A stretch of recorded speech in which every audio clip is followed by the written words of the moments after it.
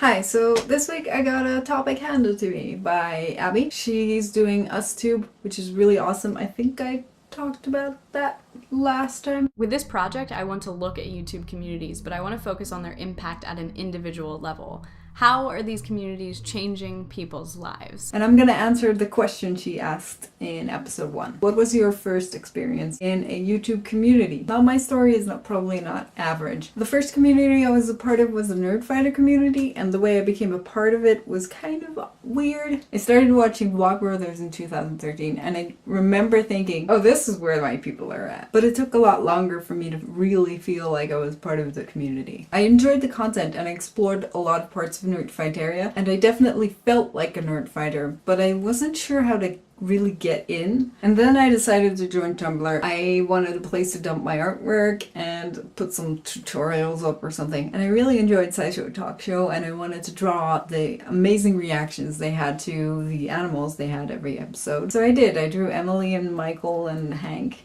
and I put them up on Tumblr and just went on with my day. A few weeks passed and suddenly it got reblogged by Nerdfighter art. I remember being completely overwhelmed with the number of responses. Hank reblogged it, and Emily did, and Michael did.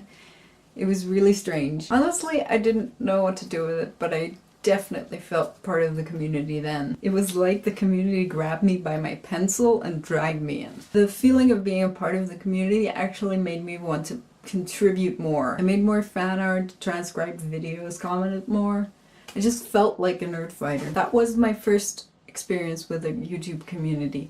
It wasn't my most profound experience though. In hindsight, it was more like a preamble to more, like a road to more active engagement in communities. So obviously I want to tell you about the more profound experience I had in the Arondonaut community. Basically, this is where you come in, Abby, and probably the rest of you, because I also started to engage more in the smaller communities within Nerdfighter, and specifically I became very active in the What I'm Doing Right Now comment section. At the beginning of this year, I saw a comment thread about possibly having a hangout or a Skype call between Arondonauts. For those of you who don't know, Arondonauts are fans of Michael Aranda. So I jumped on this idea for various reasons.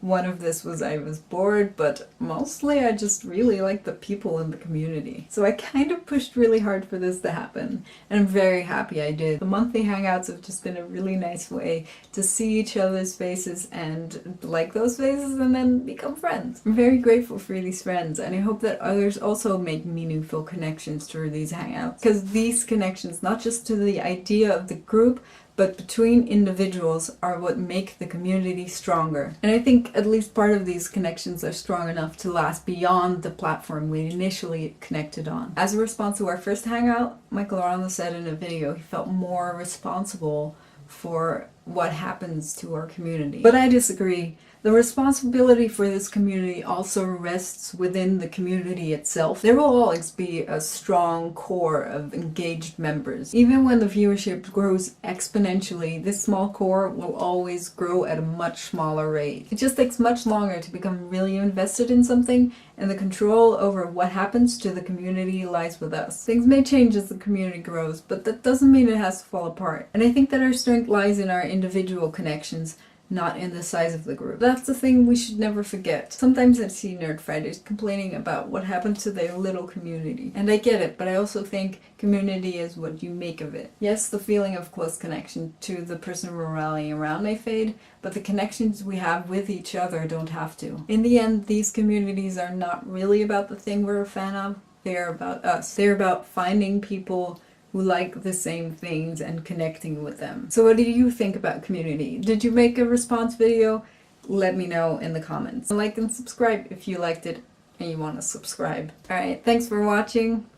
Abby, I hope you liked this. And I'm sorry if the audio is not really as good as the other ones, but I broke this and it's not mine.